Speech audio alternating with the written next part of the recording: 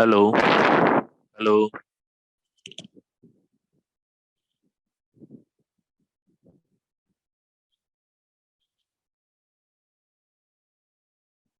Hello. Good morning, everyone. I welcome you in this another session of control systems. Today we are going to learn about the steady state errors.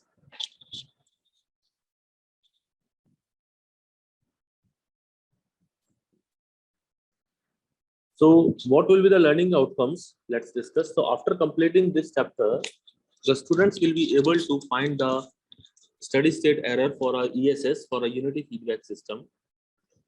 The students will be able to specify a system's steady state error performance. Also, we will be able to understand the design or to design the gain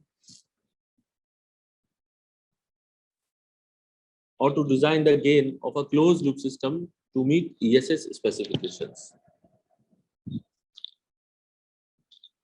We will also be able to understand the steady state error disturbance for the disturbed inputs, or if we are having the disturbance, creating the noises or the disturbances in the system, that how the ESS will be varying. We will also see that for a non-unity feedback systems, how the ESS will be behaving, and the sensitivity to ESS for the parameter changes. The students will also be able to understand the system represented by the state space for the steady state errors. So in this chapter, we saw that the control system analysis and design focus on three specifications. That is the transient response, stability, steady state error. Now we are ready to examine the steady state errors. We define the errors and derive the methods of controlling them. Now, what is the definition and the test inputs? Let's discuss them. The steady state error is the difference between the input and the output for a prescribed test input as t approaches to infinity. The test inputs used for steady state error analysis and designs are summarized in this below table. So, what input we are providing into the system and what output we are getting at the output. The difference between the input and output gives me the steady state error when the system reaches to the steady state condition. That is t tends to infinity.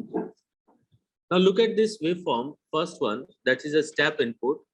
Now you can see that the physical interpretation of a waveform is the constant position. That is, for an example, if the position is not varying, it is at a particular location only, or then it will be called as a constant position, and the time function will be equal to 1, and if we take the Laplace transform of it, it will be equal to 1 by s. Similarly, another test system is the ramp function, in which can be physically interpreted as a constant velocity. That is, a velocity is constantly changing. Okay, it is not increasing, neither it is decreasing. That is, neither it is accelerating nor deaccelerating. And the time function has been defined by the t, and the Laplace transform of the t is been given by 1 by s square from the standard formula. So from the standard formula,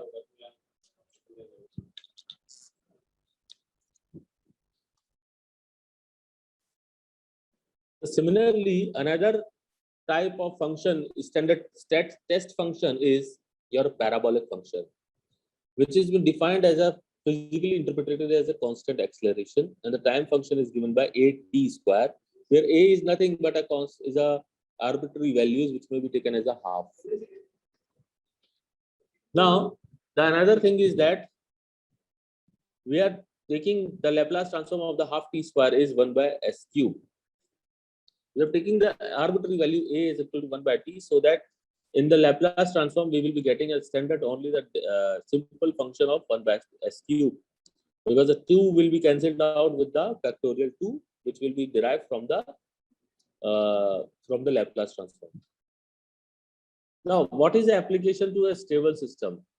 Since we are concerned with the difference between the input and output of the feedback control system, after the steady state has been reached, our discussion is limited to the stable systems only, where the natural response approaches to 0 as t tends to infinity. Another thing is that higher transient values. and finally settling at a still higher synchronous, or we can say steady state values. Depending on the arcing or the arc interruptions time of the circuit breakers, a suitable reactance value is used for the circuit model to synchronous generator for short circuit analysis.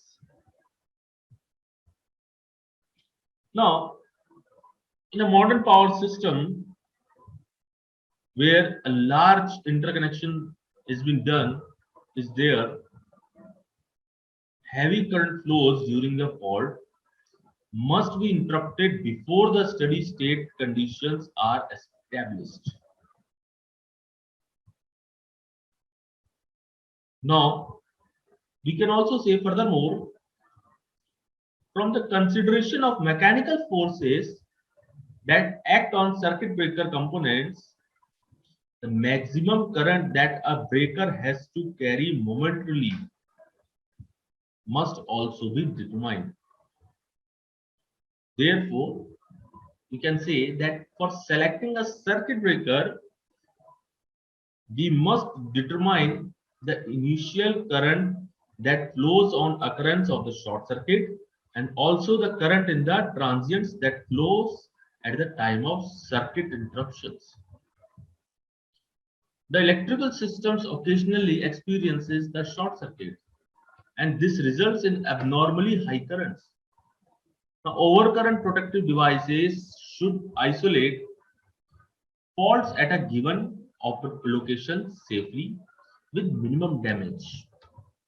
Now, the parts of the system shall be able to withstand the resulting mechanical and thermal stress as well. And the magnitudes of the fault currents are usually estimated by the calculations.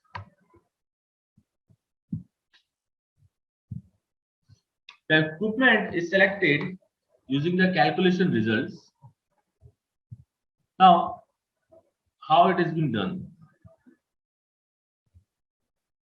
Is it a hand? It is a tedious hand calculations? No, it's not. For a large power system networks, we use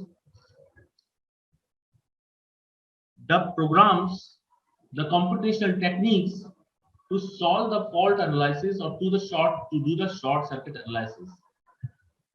Not only limited to the programs, but we have several softwares or the simulation programs where we can simulate the complete network of the system or a part of a network of a system for the short circuit analysis, which gives you the results of the short circuit, either the subtransient short circuit current, transient short circuit current, and the steady state currents. The softwares will be able to provide a complete information about the various short circuit studies. Such software is one of the such software is ETAP. There are other several softwares like MATLAB or MI Power or Big Silent Power Factory. So all these softwares are very useful and are presently used in industries, in the power system industry, for all the calculations and coordinations of relay coordinations, for load flow analysis, for short circuit analysis, for DC transient analysis, for transient analysis, for arc fluctuation analysis, and many more. There are a lot of facilities being available in these softwares.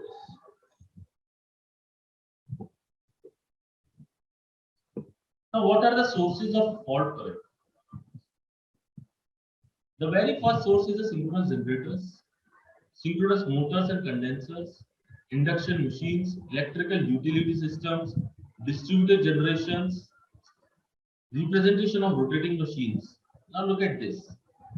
This is a representation of a rotating machine where E is the induced EMF and XD double dash, XD dash, and XS are the reactances at the various time intervals.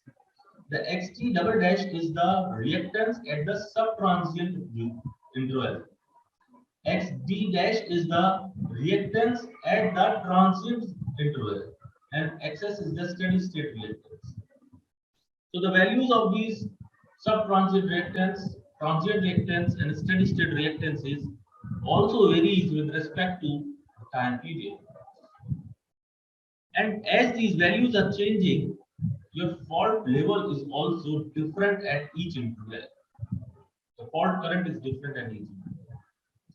So this is the magnetic field in the machine decays. Now the transmission line fault analysis. The cause of electric power system fault is insulation breakdown or the insulation compromises. Now this breakdown can be due to the variety of different factors. Lightning the ionizing air, wires blowing together in the wind, animals or plants coming in contact with the wires, the salt spray or the pollution on insulators. For an example, we are having the lightning ionizes the air, and when the air gets ionized, the conductivity between the two near adjacent conductors increased, or even from the conductor to the nearby trees or the plants increased. The electric strength is reduced in that condition. And once the conducting medium is being created, the current can pass through these medium and create a short circuits. The another reason is the wire blowing together in the wind. When we do not have the appropriate sags and the distance between the two conductors, and when the heavy wind blows, these conductors, the adjacent conductors, get tangled or may get come in contact with each other and may cause a short circuit. Another reason is during the rainy seasons or in the storms, we know that due to the heavy wind flows, the falls get the trees get falls on these transmission lines or on the conductors, or also sometimes the mishappenings occur to the animals which may get in contact with these conductors. So such unfortunate things can also cause the short circuits in the system. So the pollution depositions on the or the salt sprays depositions over the conductor also causes the short circuit conditions.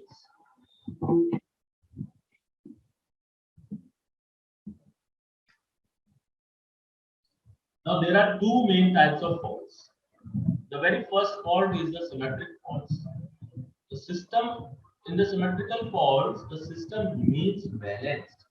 These faults are relatively rare but are the easiest to analyze, so we will consider them first. The very second type of fault is that unsymmetrical faults.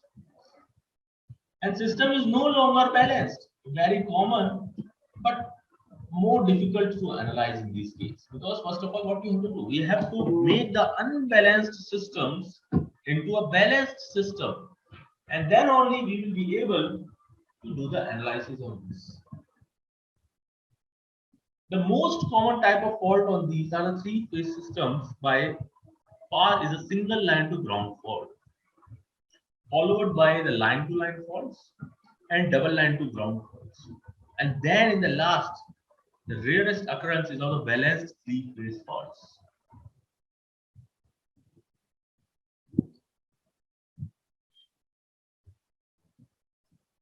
Now, the lightning strike event sequence, what happens, that how these creates the fault.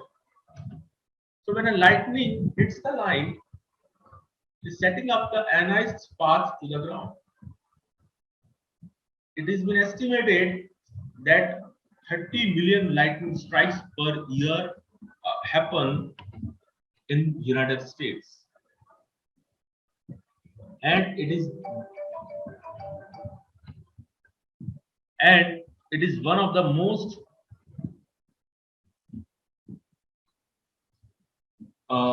highest occurrence rate of lightning strikes in the United States. The single typical stroke might have 25,000 amperes with a with the rise time of 10 microseconds, which can dissipate in 20 microseconds. Now, multiple strokes can occur in a single flash, causing the lightning to appear to flicker, with a total event lasting up to a second. The conduction path is maintained by ionized air after lightning stroke energy has dissipated.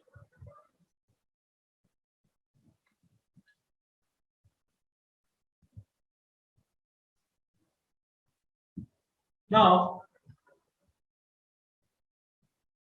within 1 or 2 cycles, that is within the 16 milliseconds, the relays at both the ends of the line detect the high currents and signals the circuit breaker to open the line.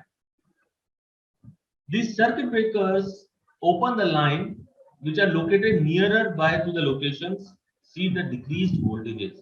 We know that the short circuits are the low voltage phenomena, the faults are the low voltage phenomena. So the voltage get reduced in those conditions. And the circuit breaker open to de-energize the line in an additional 1 or 2 seconds. In this, the breaking the tens of thousands of amperes of fault current is no small feat. With the line removed, voltages usually return to the normal value. And the circuit breaker may reclose after several seconds, trying to restore the faulted lines of service. But if it doesn't happen, then it will again open up and then again will reclose. So this until and unless the fault is completely been eradicated from the line and the system is being restored.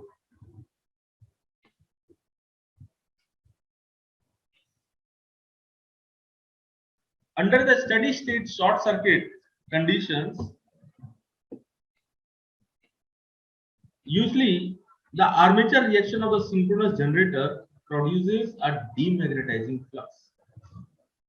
In terms of circuit, this effect is modeled as a reactance XA in series with the induced current.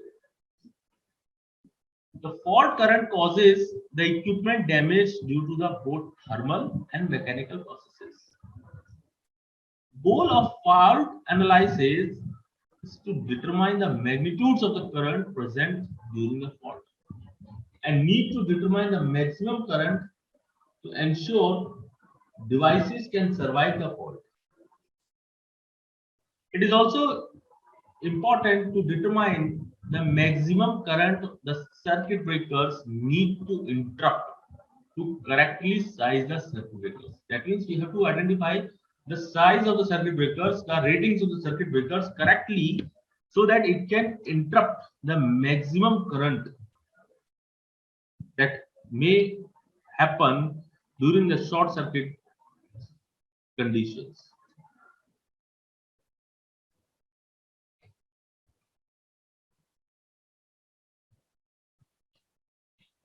Now let's do the RLC circuit analysis for this thing.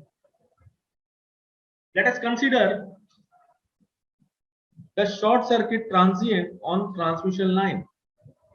Now there are certain simplifying assumptions that are important to made at this stage. The very first assumption is that the line is fed from a constant voltage source. That means the voltage is magnitude is constant. The second assumption is the short circuit takes place when the line is unloaded. In case the short circuit of the loaded line happens, we will discuss it later. But before, we are assuming that the unloaded synchronous machine is being done and there is a short circuit. The line capacitance is negligible and the line can be represented by a lumped RL series circuit.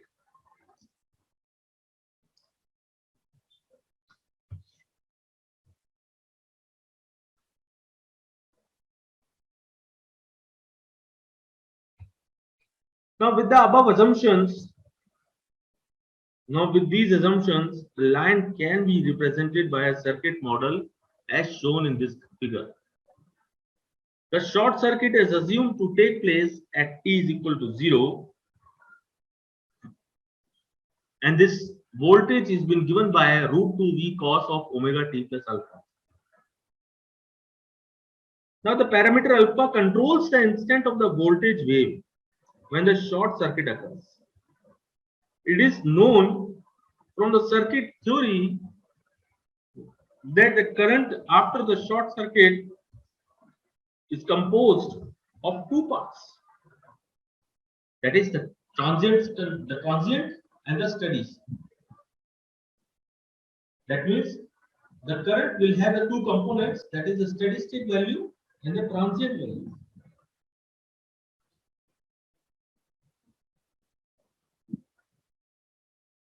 The steady state component from the standard phasor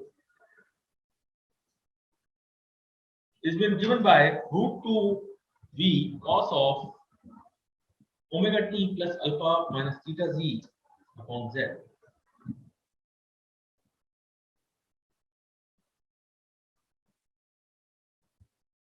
The steady state phasor magnitude is IAC, which is equal to V by Z in the phasor values, where Z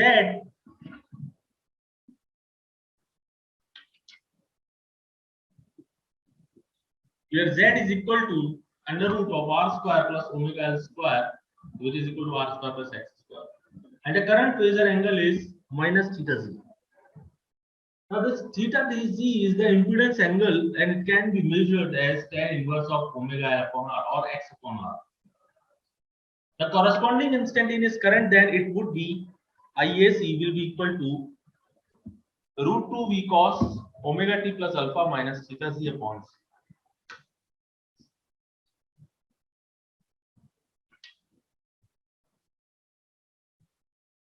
The second is the exponentially decaying DC current component, which is your transient value. Now this IDC is given by C1 e to the power minus t upon t, where t is the time constant. It can be equal to L upon R, the inductance of the circuit upon the resistance of the circuit. And the value of C1 is determined from the initial conditions. By substituting the t is equal to 0, we will be finding out the values for the current. Now, when you substitute this value t is equal to 0, we will be getting that C1 is equal to root 2 V upon Z cos of alpha minus theta z, which depends on alpha. Where I've told you that alpha will decide that the value of instant value of the voltage. Now there are two terms.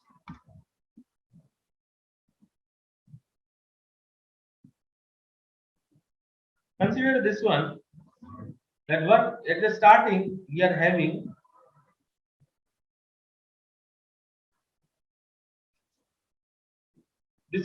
here we are having some exponentially decaying component.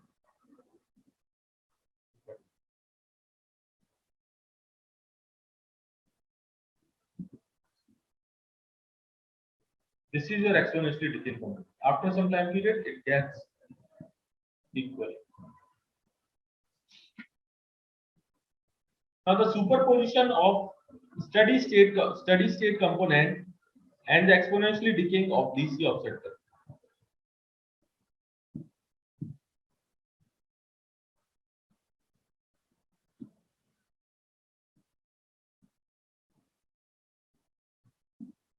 Hence, IT is a sinusoidal superimposed on a decaying DC current. The magnitude of IDC at t is equal to 0 depends on when the switch is closed. For the fault analysis, we are just concerned with the worst case.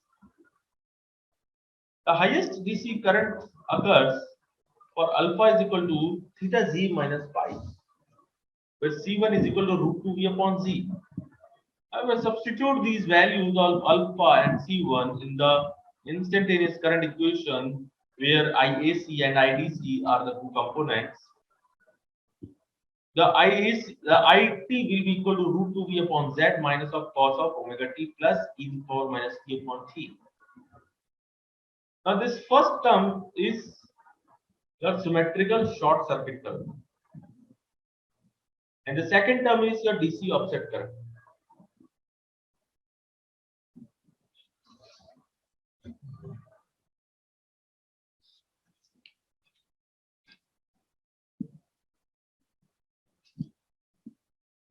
The interrupting capability of a circuit breaker is specified in terms of RMS current.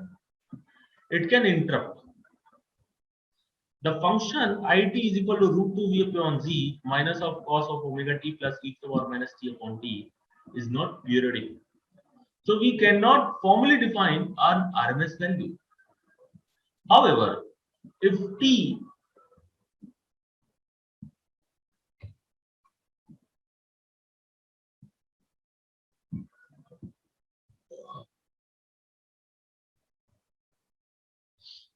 so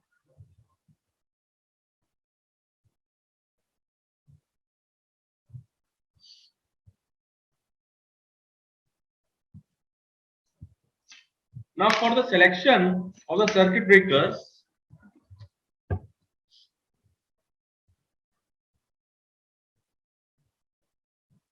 the momentary short circuit current is taken consideration to its maximum possible value, that is to a safe choice. It's a safe choice to select it for the measurement problem.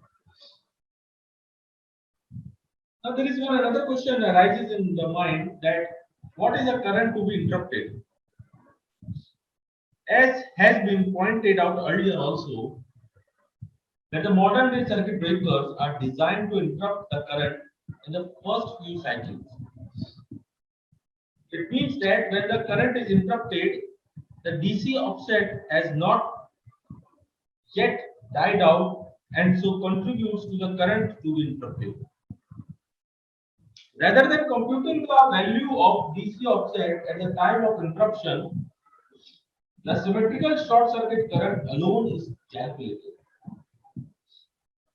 So this shows that the increased by an empirical multiplying factor to account for the DC offset current.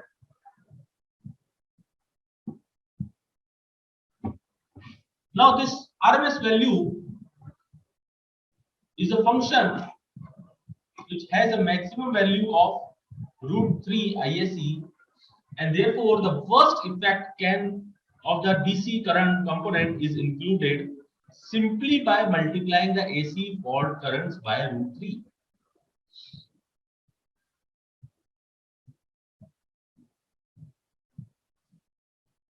Now look at this generator modeling for the during the faults. Now it is important that under the steady state short circuit conditions, the armature reaction of synchronous generator produces a demagnetizing effect or flux. Now in terms of circuit,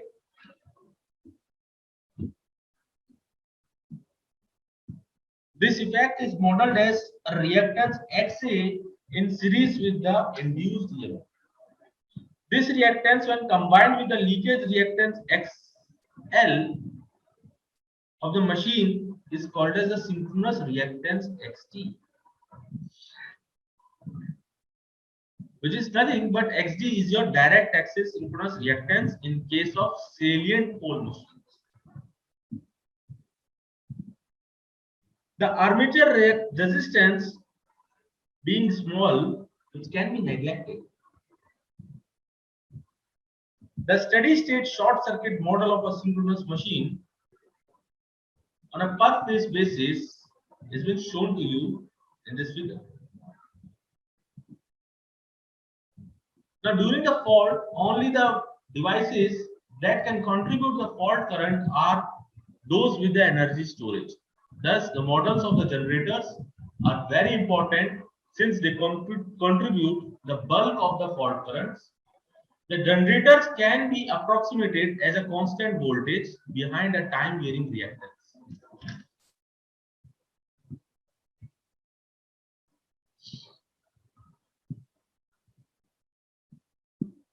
Now this time varying reactance is typically approximated using the three different values. The direct axis subtransient reactance XD double dash, direct axis transient reactance XD dash, and the direct axis synchronous reactance XD. We then estimate the currents using the circuit theory. For example, we could calculate the steady state current that would occur after a three-phase short circuit if no circuit breakers interrupt the current.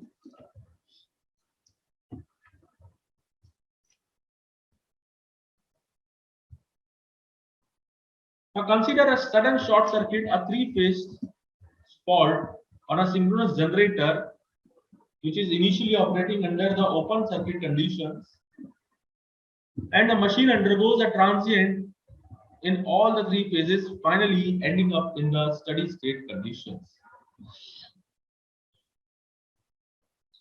The machine undergoes, or we can say the circuit breaker must of course interrupt the current much before the steady state conditions are reached, and immediately upon the short circuit the DC offset current appears in all the three phases, each with a different magnitude. Since the point of the voltage wave at which the short circuit occurs is different for each phase.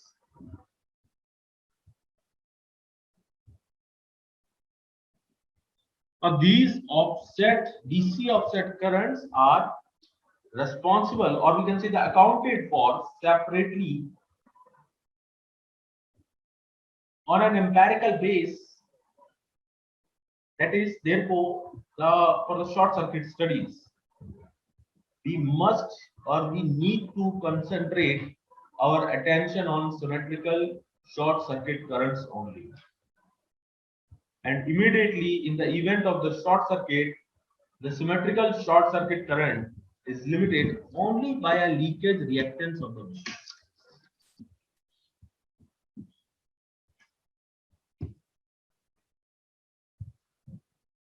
Now for a balanced three-phase fault on a generator, the terminals AC fault current is being shown to you. Since the air gap flux cannot change instantaneously, to counter the demagnetization of the armature short circuit current, the currents appear in the field winding as well as in the damper winding in direction to help the main flux. Now these current decays in accordance with the winding time constant. Now the time constant of the damper windings, which has low leakage inductance, is much less than that of the field winding, which has higher leakage inductance.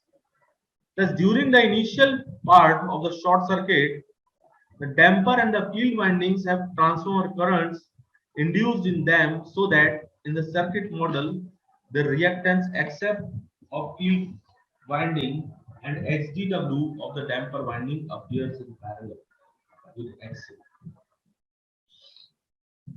Now, as the damper winding currents are first to die out, the XDW effectively becomes open circuit, and at the later stage, the XF become open circuit.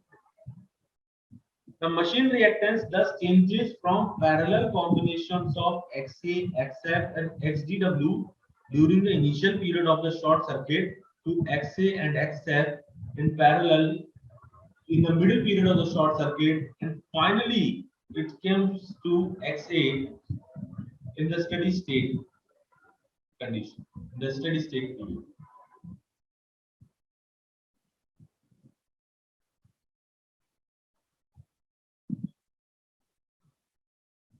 TD double dash is a direct axis transient time constant, which is approximately equal to 0.035 seconds. And TD dash is a direct axis time constant, direct axis transient time constant, which is nearby is equal to approximately equal to 1 second.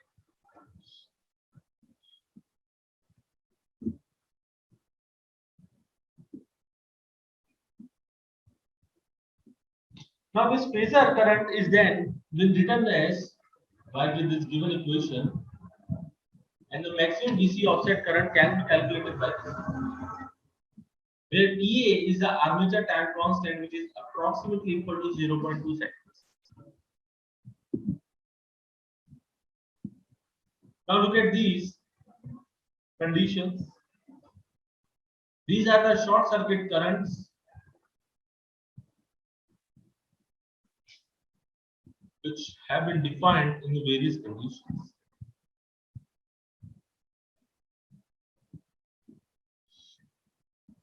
This is a sub-transient component where your sub-transient reactance is being considered. Now, since when due to the sub-transient period, the reactances are connected in parallel, so the least value of the reactance net will be there, and due to which the current will be maximum, and this can be reflected in this sub-transient period. Now, after the middle period of the transient condition, the reactance is reduced. Sorry, the reactance is increased by removal of the damper winding effects in the middle period, and it causes the current to decrease during the transient components. And in the last stage, the effect of field winding is also being neglected and is treated as the open circuited condition. That in that case, the reactance will be the maximum, and the steady state condition will be achieved during the steady state period. So if you examine the oscillograph shown in this, the short circuit current of a synchronous machine after the DC offset current has been removed from it, you will find that the current wave shape in this. The envelope of the current wave shape is being shown in this, and the short circuit current can be divided into three periods: initial sub-transient period, when the current is large as the machine offers the sub-transient reactance, and the middle transient period where the machine offers the transient reactance, and finally the steady state period where the machine offers the synchronous reactance. If the transient envelope is extrapolated backward in time period, the difference between the transient and the sub-transient envelopes can be is the current. That is your delta I dash dash.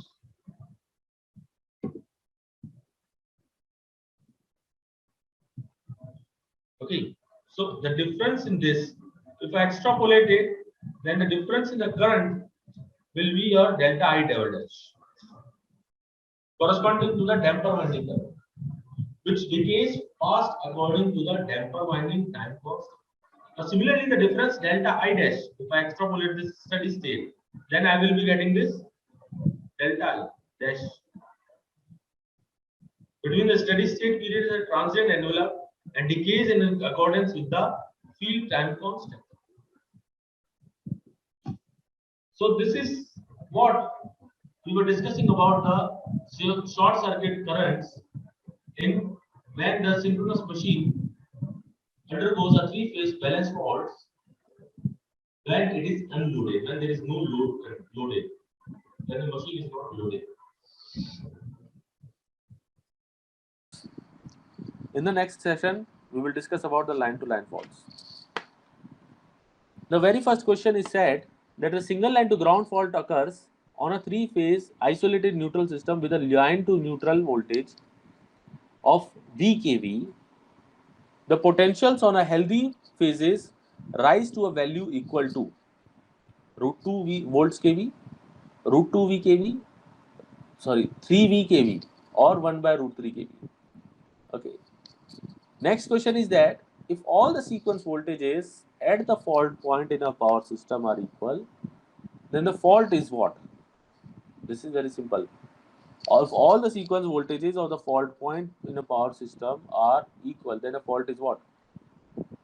Is it symmetrical or unsymmetrical?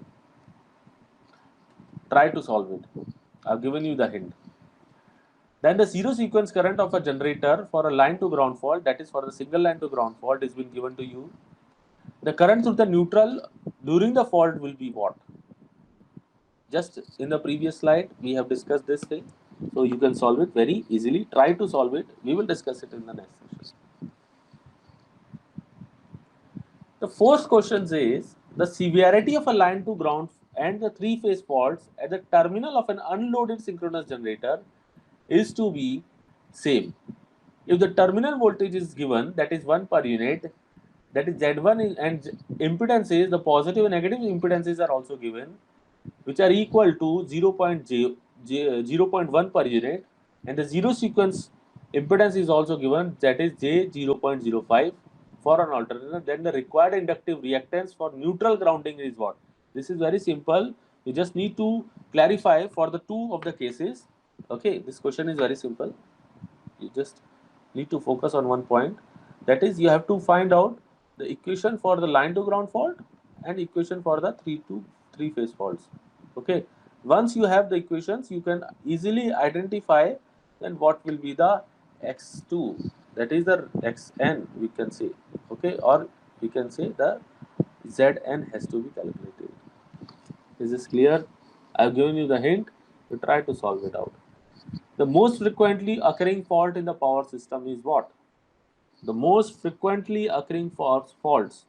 Remember this thing, that most of the faults occur frequently in the distribution systems. And in the distribution systems, the fault occur due to the short circuit between the two transmission lines, due to the falling of the trees, due to the birds, or due to the rainy seasons and various other factors, due to the breaking of the line, breakage of the line conductor and various others. So the most of the faults occur in the distribution side, and they are maximum category is the line to ground fault. So correct answer is line to ground fault. In the sixth question, it has been said in which type of the faults all the three phase components IA, IA0, IA1 and IA2 are equal, and IA0. All or these are equal. In which type of faults? The currents are equal. It is none other than the line to ground fault.